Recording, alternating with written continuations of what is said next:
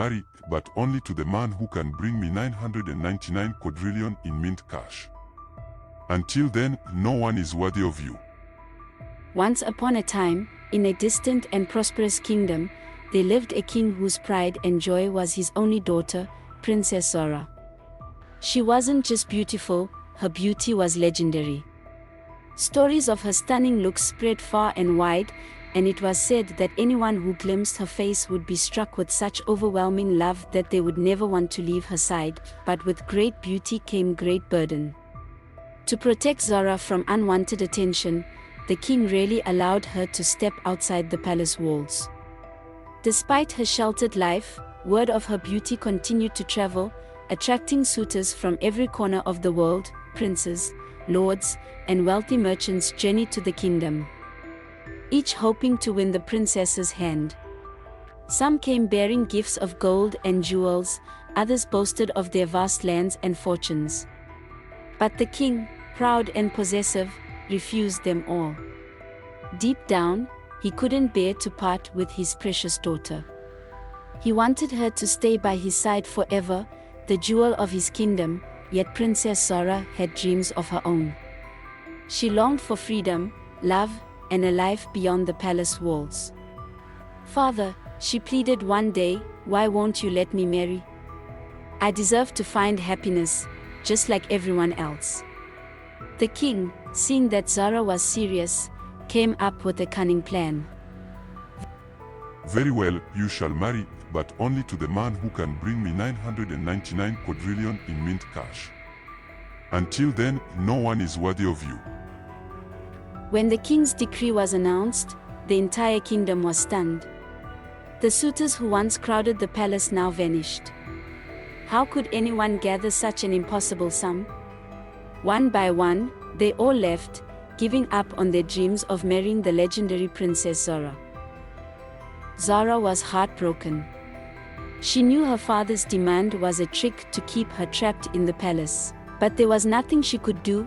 Just when it seemed all hope was lost, a mysterious man arrived at the palace gates. His name was Kanu, and unlike the other suitors, he didn't come with grand processions or extravagant gifts. He arrived on a gleaming iron horse, a sight the kingdom had never seen before. Confidently, he walked into the palace and declared, "Your Majesty, I will bring the money you ask for, and I will marry Princess Zara." The king, amused by Kanu's boldness, smirked and replied, "Very well. You have 7 days to return with the money. If you succeed, Zara will be yours." Without hesitation, Kanu set off. The entire kingdom buzzed with curiosity. Who was this mysterious man? Could he really gather such an unfathomable sum? 7 days later, as promised, Kanu returned. But he didn't come alone. Behind him were 5 massive iron chariots, each filled to the brim with cash. The king's eyes widened in disbelief as he stared at the mountains of money before him. He had never seen such wealth in his life. Greed took over, and without a second thought, he accepted the money and handed Princess Zara to Kanu. Kanu and Zara left the palace together, and for the first time in her life, Zara felt free. She had no idea where Kanu had come from or how he had gathered the money. But she was intrigued by his mysterious charm and confident nature. However, just as they were settling into their new life, disaster struck.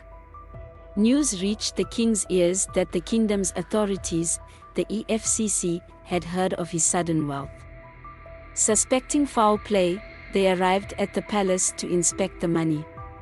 To the king's horror, they discovered that the money was counterfeit. The king was furious. He had been outsmarted, and his reputation was on the line. If not for his royal status, he would have been arrested on the spot. Enraged, he vowed to hunt down Kanu and make him pay for this deception. As the king's men prepared for the chase, Zara found herself torn between loyalty to her father and the strange new life she had begun with Kanu. Little did she know, this was just the beginning of a wild adventure that would change her fate forever. Princess Zara's heart pounded in her chest as she rode beside Kanu, leaving the palace and her old life behind. She couldn't shake the sense of excitement mixed with fear. Who was this man who had swooped in like a whirlwind, bringing her freedom but also a storm of uncertainty? As they journeyed deeper into the city, Kanu's demeanor remained calm, even though Zara could sense the weight of the secrets he carried. "Where are we going?" she finally asked, her curiosity too strong to contain. "To a place where no one will find us," Kanu replied with a smile that both reassured and intrigued her.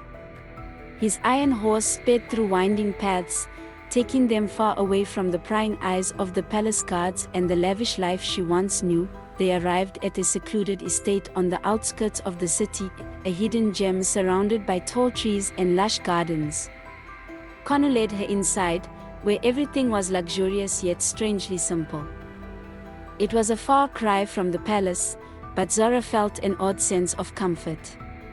As the days passed, she found herself growing closer to Kanu, drawn to his quiet strength and mysterious allure.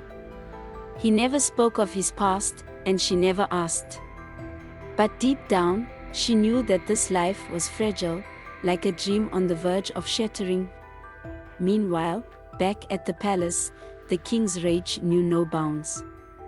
He had been humiliated, and the counterfeit money had brought shame to his kingdom.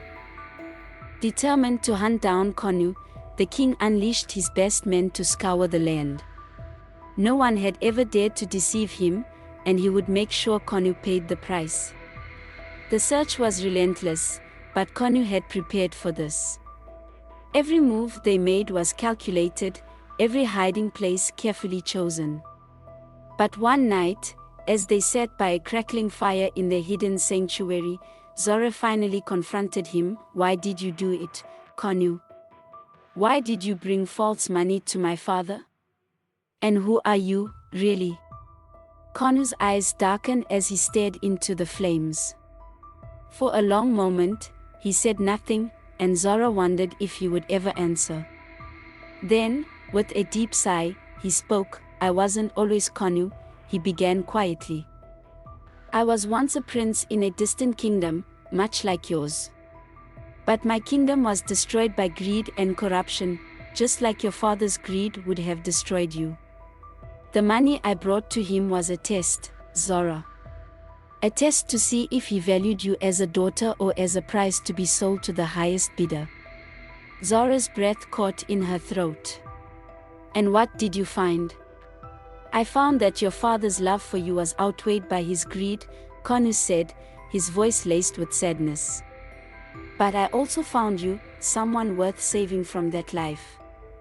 Tears welled up in Zara's eyes as the weight of his words sank in. She had always known her father was controlling, but she had never realized how deep his greed ran. Yet, here was Kanu, a man who had risked everything to free her, even if it meant deceiving the most powerful man in the kingdom. Before Zara could respond, the sound of horses thundering in the distance shattered the moment. The king's men had found them. "Run, Zara," Kanu urged, grabbing her hand. But it was too late. The king's soldiers stormed the estate, swords drawn and eyes blazing with fury. Kanu fought bravely, but they were outnumbered. Zara watched in horror as her father's men captured him, binding his hands with iron chains. The captain of the guard sneered as he approached Zara. "Princess, your father has ordered us to bring you back to the palace. You and this criminal." "No," Zara cried out, standing between Kanu and the guards. "If you take him, you take me too. I won't go back to that prison of a palace without him." The guards hesitated, but they had their orders. Zara and Kanu were dragged back to the palace, where the king awaited them with a cold, vengeful glare. "You've shamed me, Zara," the king spat as they were brought before him. "And you, Kanu, you've deceived me. For that, you shall pay with your life." Zara's heart raced. She couldn't let this happen. "Father, wait," she pleaded. Kanu didn't deceive you out of greed. He did it to show you that I am worth more than any amount of money. If you kill him, you'll only prove that you care more about your wealth than your own daughter." The king faltered, his eyes flickering with doubt. The room fell silent as everyone awaited his decision. Finally, with a heavy sigh, he spoke. "Zara, you are right. My greed blinded me, and I nearly lost what matters most, my daughter." Turning to Kanu, the king added, "You may have deceived me, but you also opened my eyes. I will spare your life, but on one condition: you must leave this kingdom and never return." Zara gasped. "No, father. I love him. If he leaves, I will go with him." The king looked at her, his expression softening. He realized that Zara had found her true love, and no amount of wealth could replace that. With a deep breath, he made his final decision. "Kanu, I will allow you to stay. But from this day forward, you will be known not as a deceiver, but as my son-in-law. Treat my daughter well, and you shall have my blessing." Relief washed over Zara as she rushed into Kanu's arms. The tension in the room melted away, and for the first time, the kingdom seemed at peace. The king had learned the value of love over wealth, and Zara had found the freedom and happiness she had always longed for, and so, Kanu and Zara were married in a grand ceremony, not for the riches or the power, but for the love that had grown between them. Together, they ruled the kingdom with wisdom and kindness, and their story became a legend of its own, one that would be told for generations to come. Thank you guys for watching. Please like, share, comment, and subscribe. Thank you.